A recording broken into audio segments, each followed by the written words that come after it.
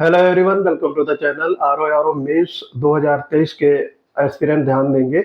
Mission सचिवालय 6.0 mains paid batch का ये टास्क नंबर 26 है और इसमें पूछा गया था डिजिटल अर्थव्यवस्था संभावनाएं और चुनौतियां। ये आपका एसे का टास्क है। तो जो लोग अभी तक हमारे पेड बैच से नहीं जुड़े हैं, PCS wonders Telegram channel join करेंगे। वहां पर आप बैच की डिटेल चेक करने के बाद हमारे पेड बैच से जुड़ सकते हैं अपनी तैयारी को अपर लेवल तक पहुंचाने के लिए और फाइनल सीट पक्का करने के लिए। तो आइए करते हैं आज के टास्क का सलूशन। तो डिजिटल अर्थव्यवस्था, संभावनाएं और चुनौतियां। तो सबसे पहले ऐसे में क्या होता है, भूमिका। डिजिटल अर्थव्यवस्था एक ऐसी अर्थव्यवस्था को संदर्भित करती है जो डिजिटल कंप्यूटिंग प्रौद्योगिकी पर आधारित होती है।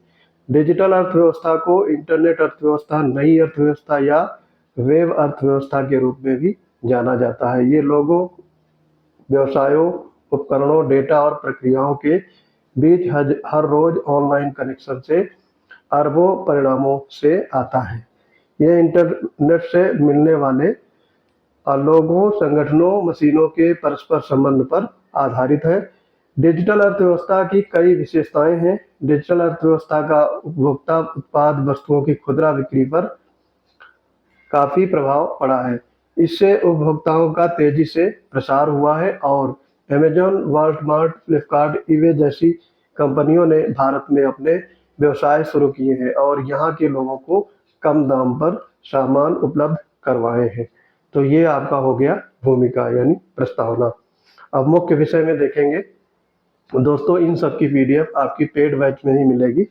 केवल वीडियो आपके फ्री हैं, यहाँ से आप अपने नोट्स बना सकते हैं अगर आपको पेड बैच ज्वाइन नहीं करना है।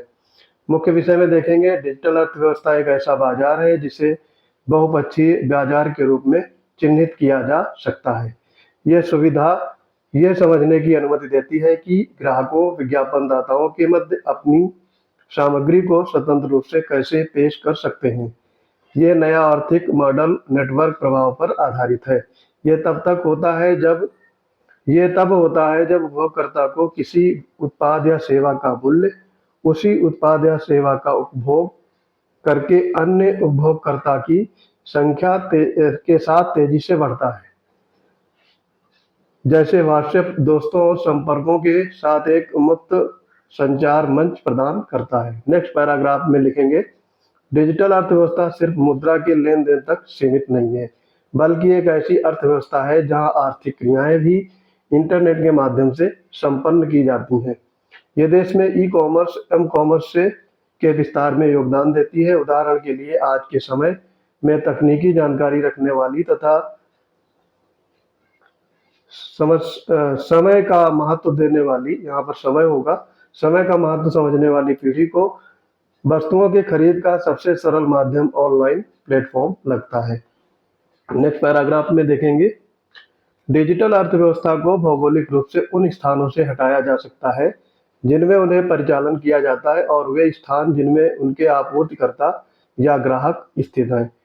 नतीजन इसने दूर दराज के बाजारों तक पहुंच का विस्तार करने की अनुमति दी और इस प्रकार सीमाओं के पार उन वस्तुओं और सेवाओं को प्रदान करने का अवसर प्रदान किया। डिजिटल अर्थव्यवस्था व्यक्तिगत डेटा संग्रह पर निर्भर करती है जिससे उसका कोई गलत प्रयोग ना हो। अब इसकी कुछ लूप होल्स देखेंगे यानी नेगेटिव पॉइंट्स, किंतु यहाँ ध्यातव्य है कि डिजिटल अर्थव्यवस्था की समझ कई चुनौतियां भी विद्यमान है।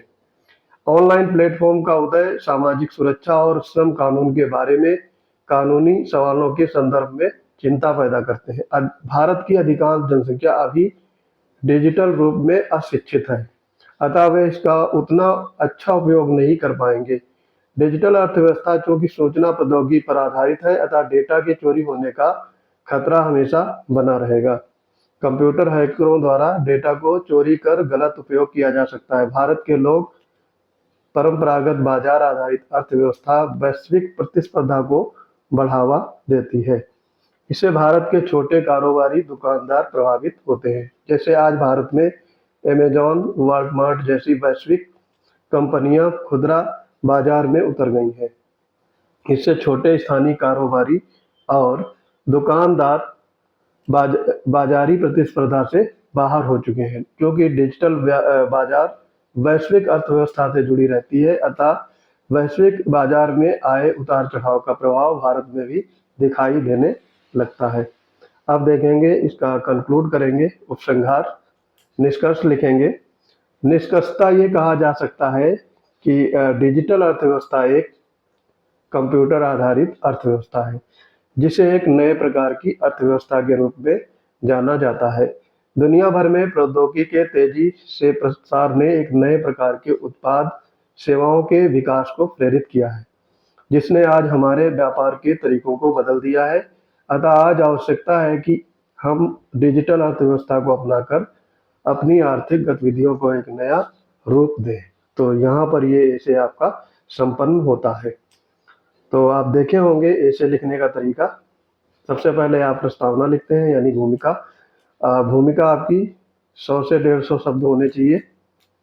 उसके बाद में मुख्य विषय में आप लिखेंगे, मुख्य विषय में 300 से 400 शब्द के बीच में ये सीमा होनी चाहिए, मुख्य विषय। और फिर उपसंहार आपका 100 से 150 शब्द के बीच में लिख सकते हैं। ठीक है, 100 से 150 शब्द के बीच में उपसंहार लिखेंगे। अगर आप भी हमारे पेड बैच से जुड़ना चाहते हैं तो PCS wonder Telegram channel join करेंगे। वहां पर आपको पेड बैच से रिलेटेड डिटेल उपलब्ध रहेगी और पेमेंट करके हमारे पेड बैच से जुड़ करके मैक्सिमम लाभ अर्जित कर सकते हैं। अगर कोई प्रतिक्रिया या सजेशन है तो कमेंट बॉक्स में आपका स्वागत है। टेलीग्राम की लिंक मैं हमेशा कमेंट बॉक्स में पिन कर देता हूं, ताकि वहां से आप सीधे हमारे टेलीग्राम ग्रुप से जुड़ सकते हैं। वहां पर बहुत सारी PDF और डेली न्यूज शेयर की जाती है। तो आई होप ये वीडियो आपको समझ में आ गया होगा। मिलते हैं अपने अगले इंपॉर्टेंट वीडियोज के साथ, तब तक के लिए पढ़ते रहिए। जय हिंद।